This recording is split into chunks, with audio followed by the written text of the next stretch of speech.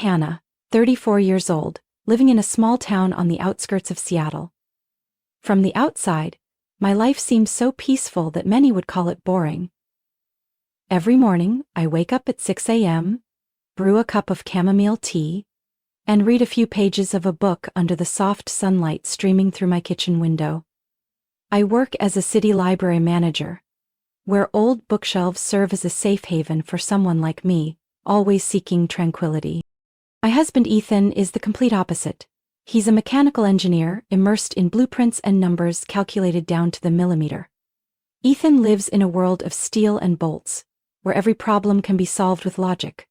Meanwhile, I dwell in the realms of Austen and Fitzgerald, where emotions are refined through every written word. Yet, it was precisely this difference that brought us together. I loved the way Ethan quietly fixed a short-circuited lamp without a single complaint. He loved how I would pick up an old book and tell him stories about fictional characters as if they were real friends. Between us, flowery words were unnecessary. Just having each other's presence was enough to warm our little home. Ethan had a nearly unbreakable habit. Every weekend he would drive nearly 3 hours out to rural Spokane to visit his parents. They're traditional farmers living in a small wooden house surrounded by endless meadows. Ethan would help them mend fences, check the water pump, or simply sit and share a strong cup of black coffee with his father. I had never joined him, partly because of work, partly because I believed that was his sacred time with family. But that didn't mean I was distant. Every week I prepared a basket full of food for Ethan to bring: homemade apple pies, jars of strawberry jam I made myself, and carefully simmered chicken soup for his mother. The act of contributing to that small ritual made me feel connected, even from afar. Ethan never forgot to share little stories from each trip. Tales of his father spilling gasoline for forgetting to tighten the cap, or his mother arguing with the hens after being pecked on the leg. I would sit there, smiling, feeling an odd peace settling in. Each week he would return as quietly as he left, but with a lighter, brighter gaze. We weren't the perfect couple you see in magazines. He had days of complete silence during dinner, and I had moments where I'd lock myself in the study just to rearrange books by spine color. Yet, amid that silence and busyness, we still chose each other. I used to think marriage was a series of dramatic moments, like the novels I adored. But Ethan taught me that true love often lies in simple acts: refilling the water jug, remembering my favorite coffee, or patiently listening to me ramble about a fictional character for hours. My world was neat, orderly, where everything had its rightful place. Ethan brought me structured chaos, scattered blueprints, and stray toolboxes in the garage. We were different, but perhaps that's why we fit together better than any other pieces. For me, differences aren't barriers. They're the reason each day brings something new to love about him. And until that day, I firmly believed so. In recent months, however, I began to notice something different about Ethan. He remained the man who quietly made our morning coffee, still asked about my latest book, still drove to Spokane every weekend like clockwork. Yet beneath all those familiar routines, something was shifting. Evenings changed. Instead of reading the newspaper or watching old movies with me, Ethan would sit silently by the living room window, eyes fixed on the darkened yard. No more casual stories about his parents, no more playful anecdotes about farm life. Whenever I tried to spark conversation, he would offer a faint smile and say, "Nothing special, sweetheart." I thought perhaps it was exhaustion. After all, Ethan was handling a new bridge construction project at work, hundreds of blueprints, countless sleepless nights. I didn't want to be the nagging wife, nor did I want to make him feel scrutinized. So I stayed silent, supporting him from the background as I always had. But some things, the more you try to ignore, the clearer they become. Last Friday night, I noticed Ethan packing his bag faster than usual. Typically, he would methodically fold each shirt, double-check his tools, even asking if I wanted to send anything to his parents. But this time he was rushed. He even folded a dust-stained jacket from last week without care. When I asked, he brushed it off. "I'll clean it later." Odd. Ethan was never one to be careless with himself. That night, as he lay beside me, his back turned, I stared into the dark. His breathing was steady, feigning sleep, but I knew from the tension in his shoulders he was wide awake. The next morning, Ethan left early, hurriedly gulped down half a cup of coffee, kissed my forehead, and was out the door. He forgot his cup on the table, steam still rising. Ethan never forgot his coffee. Something was cracking. I sat by the window for hours, my mind swirling with endless questions.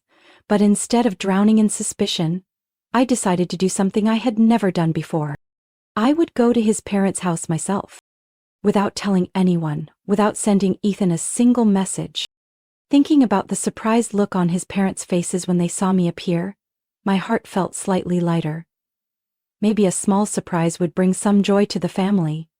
And it would also allow me to see for myself the truth behind the doubts growing inside me. That very morning I went into the kitchen. The jars of strawberry jam I had made last month were still neatly arranged on the shelf. I took 2 jars, added a few blueberry tarts. Ethan always said they were his mother's favorite.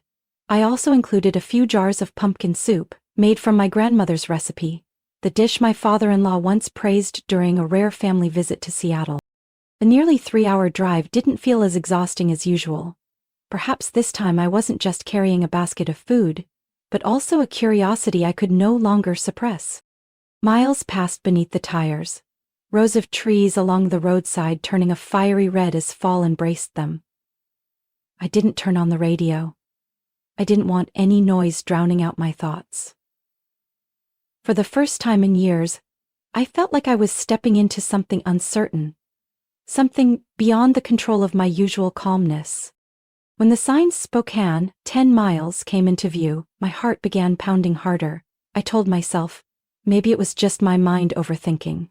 Maybe Ethan was simply tired. Maybe I would find him smiling brightly on the wooden porch, helping his parents tidy up hay bales, just like always. But deep down, I knew this time would not be like the others. The dirt road leading to my in-laws' farm appeared ahead. I slowed down, the tires crunching softly over a layer of dry leaves. The old wooden house stood still, peaceful under the deep red maple trees, just as Ethan had always described. But that morning, that very peace made my heart freeze. I pulled over, turned off the engine, and sat silently, staring through the windshield. A figure stepped out onto the porch, a woman with pale blonde hair tied up high, wearing a beige knit sweater. Beside her was a little girl around 4 or 5 years old, skipping around the hydrangea bushes. The child chirped out, "Daddy," in a sweet, familiar voice that made my throat tighten.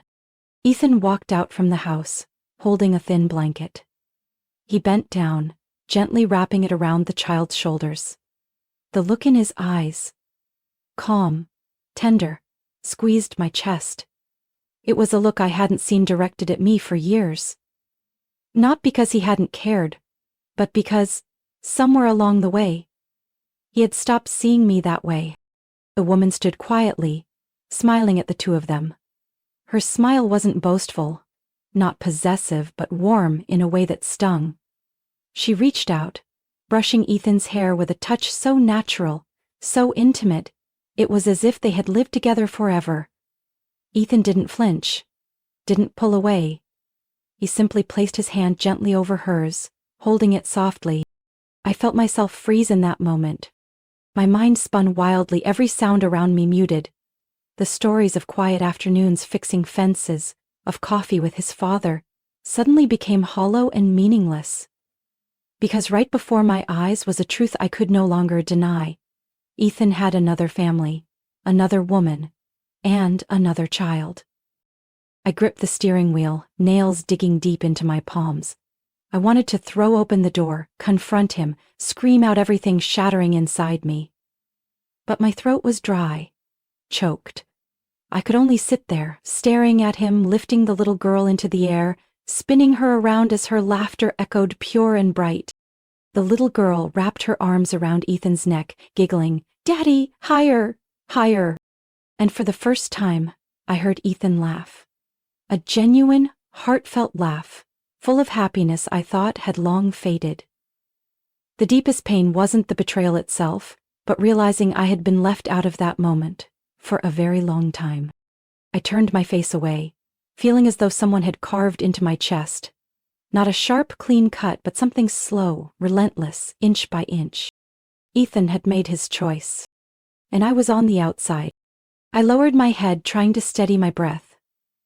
The cold wind slipped through the cracked window, carrying the damp scent of earth and grass. I didn't know how long I sat there. Only when I heard the wooden door close behind them did I quietly start the engine, turning the car around and driving away. No tears, no accusations. Only an expanding emptiness growing inside my chest. The car rolled slowly along the familiar road, leaving behind the little wooden house, with secrets buried for years. I had no idea where I was going. I only knew I needed to get away from that place, away from the suffocating truth, closing in on me. In my mind, the child's innocent voice still echoed, growing clearer with each repetition.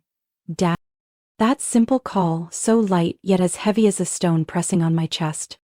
Turns out, Ethan had never lied about his weekend trips. He really had been going home. But it was a different home. A different life. A different Hannah, not me. I drove like a sleepwalker, my eyes fixed on the endless road ahead, not truly knowing where I was headed. The streetlights blurred, gliding past the windshield like soulless streaks of light. A numbing cold crept from my fingers, clutching the wheel all the way to my temples, tightening until it became unbearable. I didn't cry. Strangely enough, even though my heart felt like it was being crushed, my eyes stayed dry. What was rising in my chest wasn't weak tears, but something deeper, heavier, slowly burning through every inch of my skin from within. Familiar images flashed before me, like a slow-motion film I couldn't turn off. I remembered Ethan coming home after his weekend trips, clothes smelling of wild grass, dark circles under his eyes, yet his gaze always distant. When I asked, he would smile faintly and say, "Mom and Dad are doing fine. Nothing ever changes in that town, sweetheart." I remembered the nights Ethan claimed to work late, leaving me with a cold dinner table and an empty chair across from me. I used to tell myself, "He's working hard for our future." I believed it. I wanted to believe it to the end. But blind trust turned out to be the sharpest knife. Scattered conversations suddenly pieced themselves together, each small detail forming a complete picture, a picture of deceit, prolonged, calculated, and far crueler than I had imagined. I had lived in a house meant for two, but only I believed it was a complete home. A roadside rest stop appeared ahead. I steered into the parking lot, turned off the engine, and sat silently under the dim glow of flickering neon lights.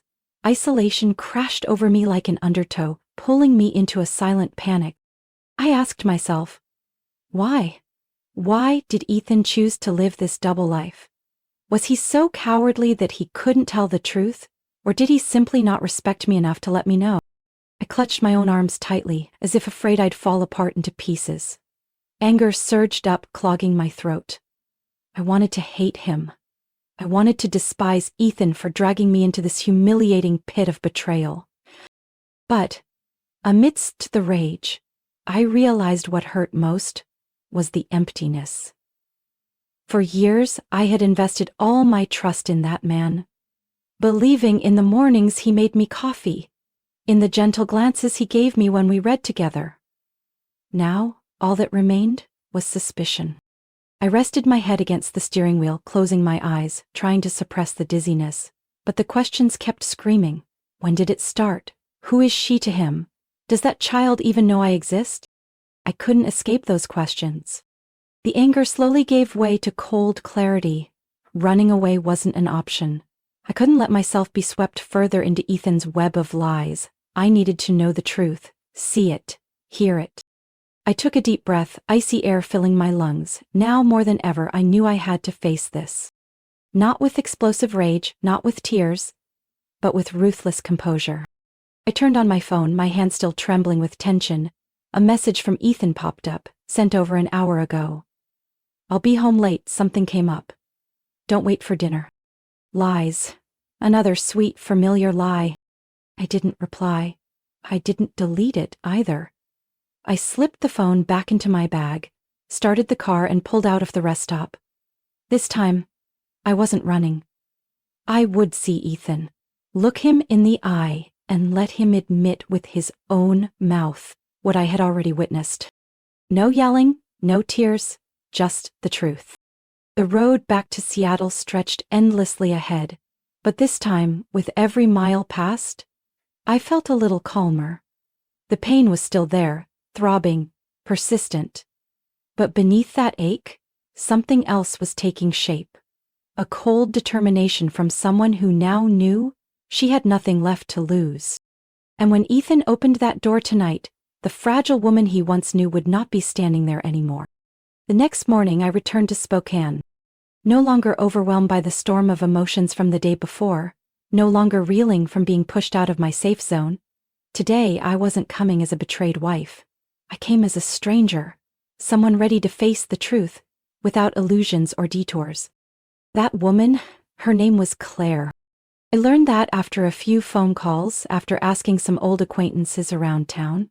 Claire used to be a preschool teacher in Spokane, left her job after giving birth. She lived with her child in a small house right next to Ethan's parents' farm. Something so simple, yet in all these years, Ethan had never once mentioned her. My car stopped right in front of the white picket fence, the same place where I had seen it all the day before. My heart pounded as the gate opened, but this time, I didn't let myself step back. Claire stood in the yard, holding a garden hose, watering the lavender lining the path. Her pale blonde hair was tied high, neat. She wore a plaid shirt and worn-out jeans, the calm demeanor of a woman well acquainted with simplicity. I approached, my voice steady. "Hello, sorry to bother you. I heard there are some beautifully preserved old houses around here. Yours looks quite impressive." Claire looked up, her gray eyes holding my gaze for a long moment. There was no defensiveness, no forced friendliness, just a slow, calm observation. "Thank you. It's very old, but I try to keep it from falling apart." She gave a faint smile. "Would you like to come in and see?" I nodded. Though I had braced myself, my heart still tightened as I crossed the threshold. Inside, the house smelled of toasted bread and light floral powder. The furniture was simple but tidy. In one corner, children's toys scattered about, a plastic truck, a wooden block set, and a few comic books. "My son Max is a bit messy," Claire explained when she noticed my gaze lingering there. Her voice carried a trace of fatigue but also deep affection. "How old is Max?" I asked, keeping my tone as neutral as possible. "He's turning 6 this year," Claire replied, smiling softly. "He's quite the handful. Luckily, Ethan helps me keep him in line." My throat went dry. She had said his name so naturally, as if it were the most ordinary thing in the world. "Ethan comes here often, doesn't he?" I swirled my tea, eyes never leaving Claire's face. She paused, her expression softening for a beat. "Once a week. It's nothing dramatic, we're just friends now. But Max needs his father." I remained silent, waiting. Claire set her cup down, sitting straighter, her eyes locking onto mine with a frankness that left no room for evasion. "I know who you are. I knew the moment you stopped your car out there yesterday," Claire said, without a trace of accusation. "Ethan never gave me all the details about you, but I'm not stupid." A sharp pain lanced through my chest, but I kept my composure. "Then why did you stay silent? Why has he never told me about you and Max?" Claire sighed. "Because he's scared. Ethan doesn't handle things well when they make him feel like a terrible person, and believe me, he lives with that fear every single day. He has a family," I said slowly, each word cutting like a blade. "He has me." "I know," Claire responded, unflinching. "And I have no intention of taking Ethan from you. We ended long ago. Between me and him, there's only Max now, a child who did nothing wrong." No excuses, no pretending to justify. I looked at the woman in front of me, the one who had once been part of Ethan's life in a way I never knew. She wasn't a rival, she wasn't someone who had intruded.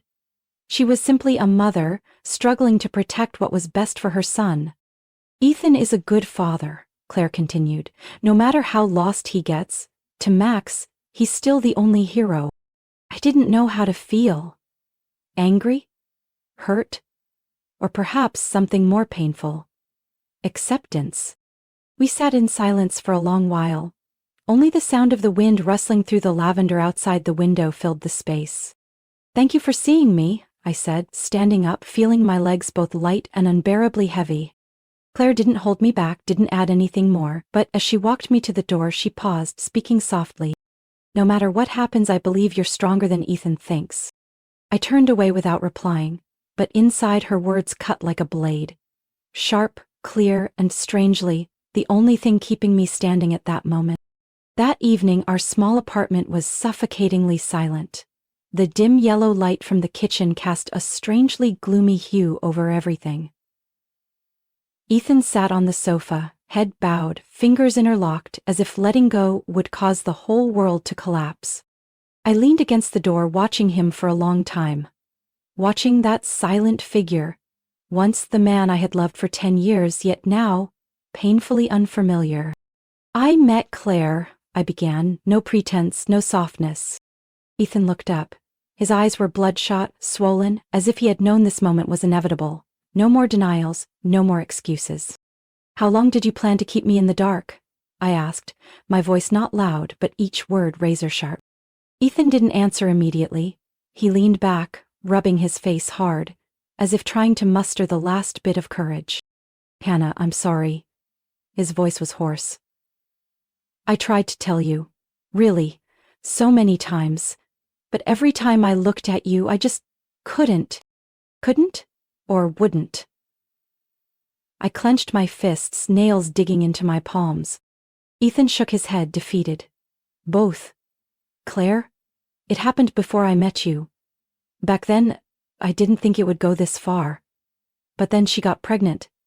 And I couldn't turn my back. I let out a bitter laugh. You couldn't turn your back, yet you managed to hide everything from me all these years? Ethan got up, took a step toward me, but I stepped back, keeping the distance. He stopped in the middle of the room, arms hanging limply, eyes filled with turmoil. I didn't know how to keep both worlds from collapsing, he admitted. I love you, Hannah, that has never changed. But Max is my son. I have a responsibility to him.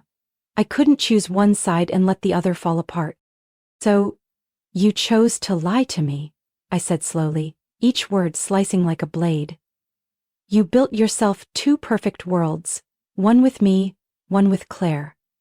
And you fooled yourself into thinking that as long as everyone stayed quiet, everything would be fine.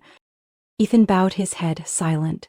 His shoulders trembled, whether from exhaustion or drowning shame, I couldn't tell. I don't blame Claire, I continued, surprisingly calm. She didn't fight to steal you away. She lived her life, raising your child with everything she had. But you? How long did you plan to keep running, Ethan? I was afraid of losing you, Hannah. Ethan looked up, panic in his eyes. You're the only person who makes me feel like I'm still a decent man. If you knew everything, I was afraid you'd never look at me the same way again. You were afraid of my contempt, but not my pain when I found out the truth on my own? I smirked. You thought silence was protecting me? No, Ethan. You stayed silent to protect the perfect image you built for yourself. The room fell into silence again. I could hear my heartbeat, steady but cold. Tell me now, Ethan. I raised my head. Do you plan to live like this for the rest of your life? With a wife who only knows half the truth and a child growing up in the shadows of your lies? Ethan stepped closer, but this time, he didn't try to touch me. He just stood there, a few feet away, voice raw. I have nothing left to defend. If you want to hear everything, I'll tell you. If you want to leave, I won't stop you. But please, don't think my love for you was fake. I love you, but I've been a coward. I closed my eyes for a brief moment. All the anger, all the resentment, now just a hollow, icy void. I don't know if I can forgive you, Ethan. I opened my eyes, meeting his gaze. I need time to think, to feel, and to decide whether the man standing in front of me is still my husband. Ethan said nothing more, he only nodded, slowly, like a man accepting his own verdict. That night we didn't sleep in the same bed. Not because of anger, but because some distances, once formed, cannot be bridged by mere silence. And for the first time in 10 years, I felt like a stranger in my own home. I left Seattle early in the morning, when the city was still drowsy beneath a thin mist. On the passenger seat was a small bag, just a few sets of clothes, a notebook, and the old camera I had long forgotten. I wasn't running away from Ethan. I just needed a space wide enough to breathe, to find my own voice amidst the chaos that had just exploded. My destination was Whidbey Island, nearly a 3-hour drive from Seattle, where we used to go on dates in our early years. Back then, Ethan used to joke, "If you get tired of the city, I'll build you a cabin in the woods, where every morning you'll wake up to birds singing, every night you'll watch the stars." And I would laugh, "That sounds wonderful, but who will make my morning coffee?" Now, thinking back, those memories were sweet and bitter all at once. The small lakeside cabin was still there, nestled under dense pine trees. I rented it for a few days. A reasonable way to escape the relentless questions in my head. No phone. No email.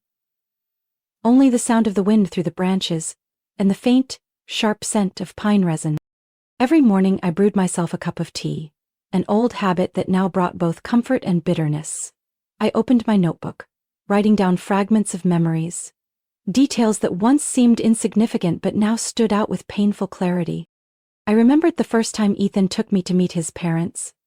He nervously held my hand the entire time, palms sweating. I remembered when he stayed up all night to fix the bookshelf I had accidentally knocked over, silently, as if it was the most natural thing to do. Ethan was never good at expressing emotions with words, but he always showed it through small actions. Perhaps that's why I missed the early signs of change. I wondered, can love be both truth and lie at the same time? Can someone genuinely love, yet still hide a part of their life from their partner? Ethan didn't lie out of selfishness. He hid it out of fear. Fear of hurting me, fear of disrupting the fragile peace we had built. But that very cowardice had driven us both into tragedy. A tragedy he never prepared to face. I couldn't deny the pain he caused, but I also couldn't deny the years Ethan stood by me, kind and devoted in his own way.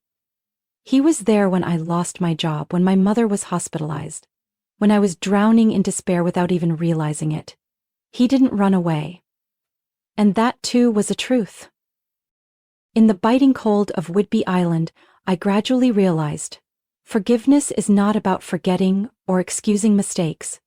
Forgiveness is about accepting the imperfections of others and of oneself.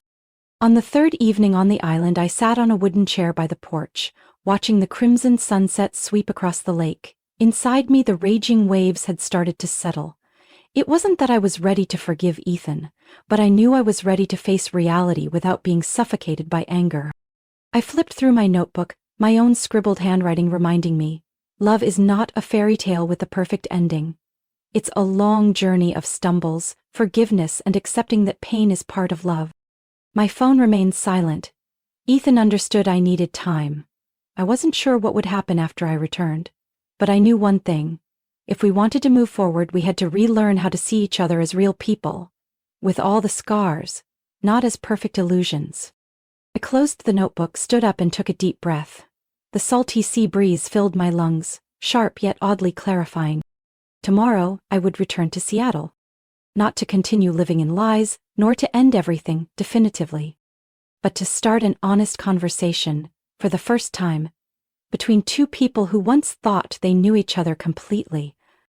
The day I returned to Seattle, a light rain fell. Not noisy, not hurried, just fine droplets. Enough to chill but gentle enough to make the heart soften. Ethan was sitting on the front steps, his gray sweater soaked, eyes fixed on the wet road. He had been waiting for me. I stepped out of the car without an umbrella, without a greeting. We looked at each other in a heavy silence. Then, it was I who broke the distance. I'm not going anywhere, Ethan. But we can't go back to the way things were. If we want to continue, you and I will have to relearn everything from the beginning. Ethan nodded. No excuses, no pleas, just a nod of acknowledgement. I knew that was all he could offer at that moment. The next morning, I asked Ethan to drive with me to Spokane. He didn't ask why. He didn't need to. We both understood the reason. On the drive, Ethan glanced at me occasionally, as if on the verge of saying something, but then stopped. I wasn't in a hurry. We had lived too long with half-spoken words. Now the silence felt necessary, like a thin layer of ice shielding a still bleeding wound. In the trunk I brought along a large basket. Inside were apple pies. Recipes Ethan's mother had taught me back when I was a newlywed. I wasn't sure if I was doing it out of basic courtesy or some vague desire to look reality in the eye without flinching. Claire greeted us with an unsurprised expression. She invited us in. No fuss, no distance. Max hid behind the door, only his curious eyes peeking out. "Hello, Max," I smiled gently, crouching down to his eye level. "I brought some pie for you. I heard you like apple pie." The little boy hesitated for a few seconds, then shyly nodded. The atmosphere inside the house gradually softened, as if the presence of the child had eased the invisible weight that had been pressing on us for so long. Ethan sat beside Max, carefully cutting the pie, a familiar gesture that stung. No one mentioned the past. No one forced unnecessary smiles. We simply sat there, sharing a quiet afternoon over tea and homemade pastries. Claire remained composed, just like the first time I met her, but this time there was a subtle lightness in her eyes. Perhaps she understood. I wasn't here to start a war. Nor was I here to reclaim anything. I came to see things exactly as they were. "Max really adores Ethan," Claire said, her voice light as air. "Even if he doesn't always say it, every Sunday morning he asks if his dad is coming today." I froze. That sentence didn't cut like a knife, but it pierced my heart in a different way, a truer way. We didn't strike any deals. There was no peace treaty among the three adults, but perhaps that afternoon, in the simplicity and the silence, there was an unspoken acceptance. When we left Spokane, Ethan held my hand for the first time, after days of distance. His hand was warm, his grip firm but not desperate. I didn't pull away, but I didn't lean into him like before. That space, we needed to keep it, to learn how to fill it anew. The drive back to Seattle was under a light drizzle. I gazed out the window, seeing my reflection in the glass. Blurred, but no longer distorted. We were still us, but in a different version. Not perfect, marked with scars, but more real. I knew the journey ahead wouldn't be easy. Shattered trust couldn't be mended in a day, a week, or even a month. But at least, today, I had chosen not to walk away. Not because I was weak, but because I was strong enough to accept that sometimes forgiveness isn't about erasing mistakes, but about learning to move forward knowing the wound will always be there. Ethan glanced at me, saying nothing. He knew the answer didn't need words. And in that moment, I let the rain wash away everything that had passed. Hannah's story isn't just a tragedy of betrayal, but a painful and brave journey of facing the truth and choosing to grow in love. In real life, no one is free from cracks in relationships. What matters isn't hiding or denying them, but having the courage to acknowledge each other's imperfections, accepting pain is inevitable, and if there's still enough to hold on to, learning how to rebuild trust from the beginning. Forgiveness isn't easy, but sometimes it's a choice only the truly strong can make. What do you think about Hannah's choice? Would you have the courage to face and forgive like she did? Share your thoughts in the comments below. Don't forget to follow the channel for more meaningful stories about love, family, and life.